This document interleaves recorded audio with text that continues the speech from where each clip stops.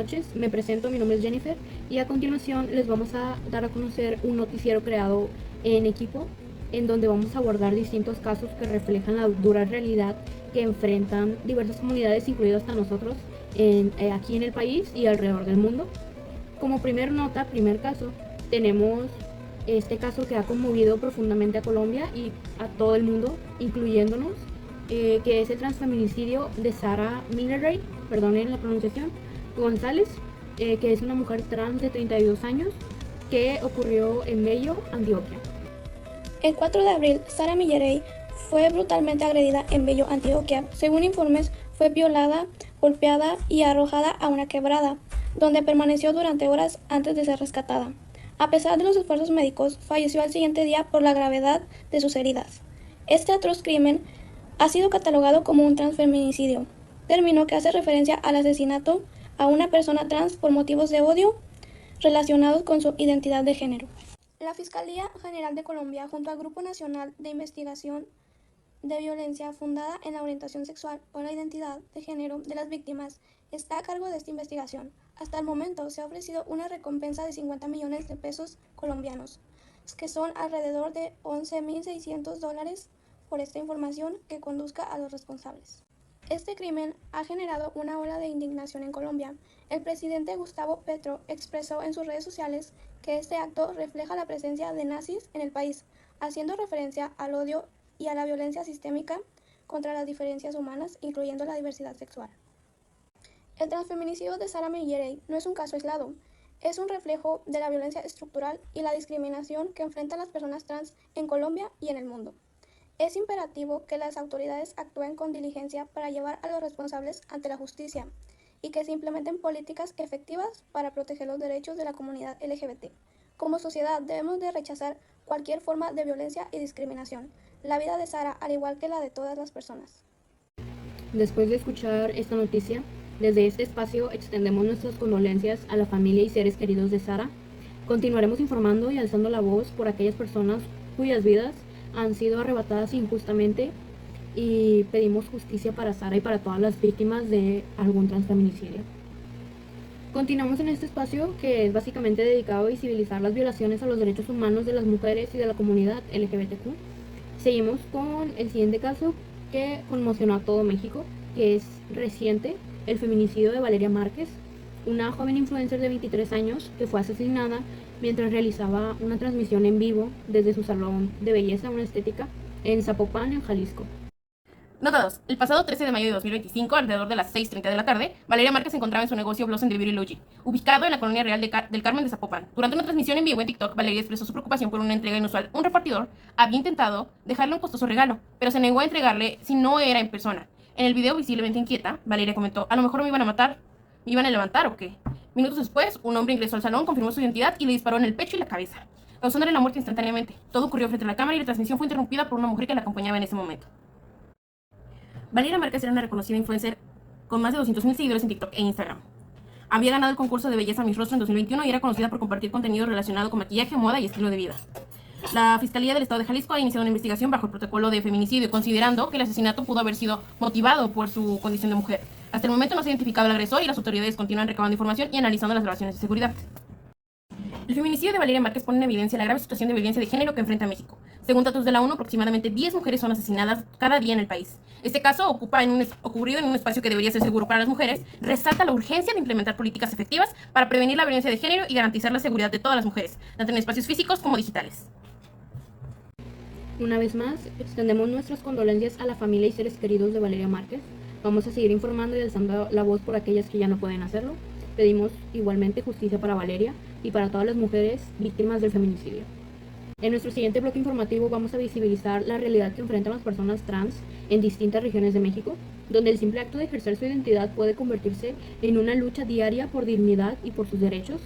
Pasaremos a lo que ocurre en el estado de Tabasco, donde a pesar de los avances en otras entidades del país, las personas trans continúan siendo víctimas de una grave negación institucional. En 2024, por la Organización Internacional de Human Rights Watch, el estado de Tabasco se mantiene entre los pocos en México que niega a las personas trans el derecho a modificar legalmente su nombre y y género en documentos oficiales.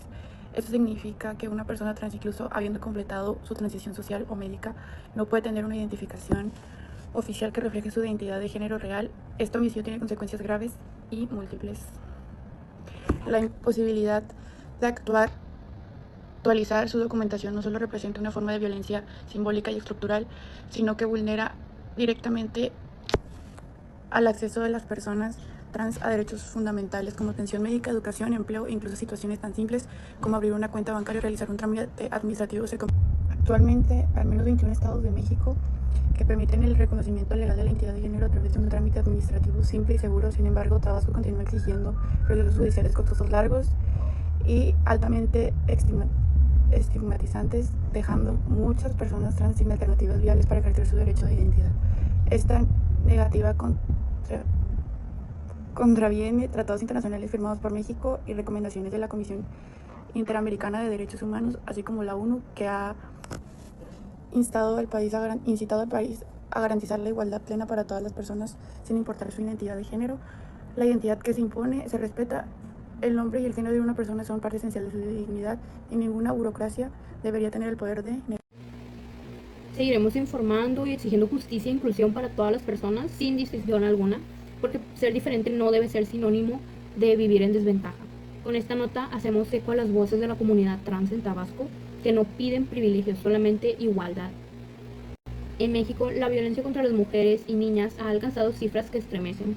Pero cuando las víctimas son niñas, adolescentes, menores de edad que aún no terminan de soñar, de vivir, de crecer, la indignación se convierte en una urgencia. Vamos a presentar una de las realidades más dolorosas del país, el feminicidio de niñas y adolescentes en México. Con el informe más reciente publicado por la Ley de los Derechos de la Infancia en México, Redim, a marzo del 2025 se ha registrado un alarmante número de feminicidios cometidos contra niños y adolescentes en el país. En este documento, difundido el pasado 22 de abril, no solo visibiliza la frecuencia con la que niñas perdieron la vida en contextos de violencia de género, sino también la impunidad y el desinterés institucional que rodea cada caso.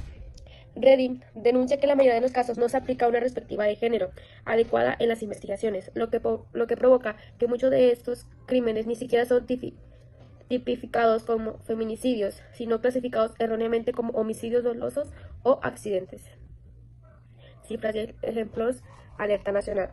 Aunque las cifras exactas puedan variar por el subregistro, la falta de clasificación, el informe destaca que cada día al menos una niña o adolescente es asesinada en México. Las edades de la víctima oscilan los 10 y los 17 años, y muchas de ellas fueron víctimas de abuso sexual, desaparición previa o violencia familiar. Además, los estados con mayor registro de estos crímenes son en el Estado de México, Veracruz, Guanajuato y Jalisco, donde también se han denunciado la inacción de autoridades locales ante reportes de desaparición o riesgo. Crítica a las autoridades, impunidad y omisiones. Redim señala con preocupación que las instituciones encargadas de proteger a niñas y adolescentes siguen fallando en su deber más básico, garantizar la vida. Muchas fiscalías no activan protocolos de búsqueda con prontitud, otras simplemente no investigan. La organización también recuerda que la impunidad en estos casos es casi total.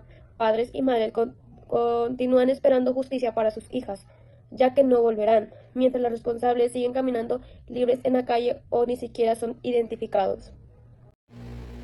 Cada vez que una niña es asesinada, fallamos como sociedad. Cada vez que un adolescente desaparece sin respuesta, la justicia retrocede. Esto no es un problema aislado, es una crisis nacional. Por ellas, por las que ya no están y por las que aún están en peligro, no debemos de callarnos. El feminicidio infantil no es solo una cifra, es una herida abierta que debe de dolerle a todo México. Seguiremos informando, porque el silencio nunca puede ser la respuesta. Continuamos con, en abril de 2022, la desaparición y posterior feminicidio de Devani Escobar, una joven de 18 años en Nuevo León, conmocionó a todo el mundo. Su caso evidenció fallas estructurales en la atención a víctimas de violencia de género y la impunidad que persiste en el país. Y bueno, Devani Escobar desapareció el 9 de abril de 2022 tras asistir a una fiesta en Escobedo, Nuevo León. Y bueno, Devani Escobar desapareció el 9 de abril de 2022 tras asistir a una fiesta en Escobedo, Nuevo León. Fue vista por última vez en la carretera Laredo, donde un conductor, un taxi, la dejó y tomó una fotografía que se viralizó en redes sociales. 13 días después, su cuerpo fue encontrado en una cisterna del motel Nueva Castilla, cerca de donde fue vista por última vez. La investigación inicial estuvo plagada de irregularidades. La Fiscalía de Nuevo León manejó diversas versiones sobre la causa de su muerte, incluyendo un accidente, pero, sin embargo, una segunda autopsia solicitada por la familia concluyó que Devani Escobar fue víctima de homicidio y abuso sexual. Posteriormente, una tercera autopsia realizada por un grupo independiente determinó que la causa de su muerte fue asfixia y sofocación, descartando el abuso sexual de la segunda autopsia de la familia, pero confirmando que no fue un accidente. O sea, lo confirmó la tercera autopsia. El caso de Devani generó indignación nacional e internacional, convirtiéndose en un símbolo de la lucha de la violencia de género en México. Las inconsistencias de la investigación y la falta de avances llevaron a protestas y exigencias de justicia por parte de la misma sociedad. La misma sociedad fue la que estuvo investigando porque sus papás sí quisieron hacer justicia, pero los callaron. No se sabe por qué aún, pero dicen que estaba en cosas turbias la gente que mataron a Devani. Pues aún no se sabe, quedó sin resolver el caso. Pero a pesar de la atención mediática y las promesas de las autoridades a 3 años del feminicidio, el caso sigue sin resolverse y no hay personas ni la familia de Devani Escobar continúa exigiendo justicia. Su papá seguía exigiendo justicia y hay denuncia la negligencia y omisiones de las autoridades encargadas de la investigación. Todo estaba planeado. El feminicidio de Devani Escobar no solo arrebató la vida de una joven con sueños y aspiraciones, sino que también expuso las profundas fallas en el sistema de justicia mexicano. Su caso nos recuerda la urgencia de implementar medidas efectivas para prevenir la violencia de género y garantizar que ninguna víctima quede sin justicia. Así concluimos este noticiero, recordando que cada una de estas historias no son solo cifras ni titulares, sino son vidas reales, son personas con sueños, familias y derechos que deben y tienen que ser respetados. Es nuestra responsabilidad como sociedad no ser indiferentes ante la violencia, la discriminación, la injusticia. Hay que levantar la voz, informarnos y actuar desde la empatía. Este es el primer paso para lograr un verdadero cambio. Muchas gracias por acompañarnos. Sigamos construyendo un mundo más justo, donde el respeto a los derechos humanos no sea una excepción, sino una regla.